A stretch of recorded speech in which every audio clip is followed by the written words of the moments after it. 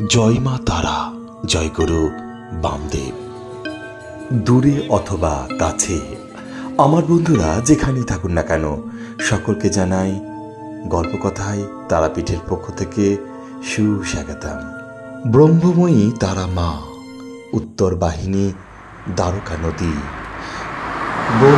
শ্মশান চিতা এবং সাধক বামা খেপা, এই সব কিছু মিলিয়েই তারাপীঠ মহাপীঠ, অপরিহার্য অঙ্গ। প্রতিদিনের মতো সকাল সকাল স্নান সেরে তারামায়ের শ্রীচরণে পুষ্প নিবেদন করে চলে এসেছি তারাপীঠ মহাশ্মশানে, আনন্দময়ী তারামায়ের পাদপদ্মের নিকটে। এবং তারামায়ের শ্রীচরণের পাশেই আছে সাধক বামদেবের সমাধি মন্দির। মাতৃসাধক বামদেব এই মহাশ্মশানে সিদ্ধি লাভ করেন।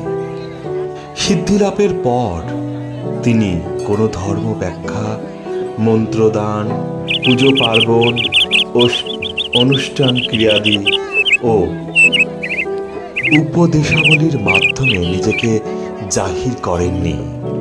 কেবলমাত্র ভক্তির উৎকৃষ্টতায় তারা মাতৃবন্দনায়, মায়ের প্রতি আকুতিতে, চোখের জলে ও অন্তরের ভালোবাসায় তারা মার সাথে একাত্মা হয়ে যান।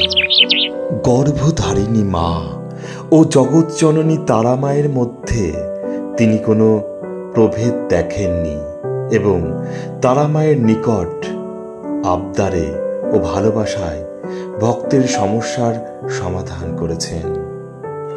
আসলে তিনি ছিলেন গুপ্ত সাধক। ঠাকুর শ্রী রামকৃষ্ণ দেবের শিষ্য স্বামী বিবেকানন্দের মতো তার বিশ্বপ্রচারক না থাকলে তিনি আজ অব্যক্ত থেকেও ব্যক্ত হয়ে ভক্ত মাঝে বিরাজ করেছেন এবং আগামী দিনেও তার ভক্তিরসের ধারায় সকলকে অবগাহন করবেন। দ্বারকা নদীর পার্শ্ববর্তী মহাশ্মশান হওয়ার কারণে বর্ষার সময় বন্যা এলে পুরো মহাশ্মশান জলে ভর্তি হয়ে থই থই করে, কিন্তু আশ্চর্যজনকভাবে কখনোই কোনোভাবে চিতা ডোবে না। স্থানীয় কথায় শিভাভোগ তলায় বা মহাশ্মশানের শ্বেত শিমুল গাছতলায় এক এবং অদ্বিতীয় পঞ্চমন্ডির আসন অবস্থিত। এই আসনে বসেই সাধক বশিষ্ঠমণি এবং গুরু বামদেব সিদ্ধি লাভ করেন। কথিত আছে যে তারামায়ের শিবমূর্তিটি অর্থাৎ শিলামূর্তিটি এই শ্বেত শিমুল গাছের নিচে প্রথম পাওয়া গেছে।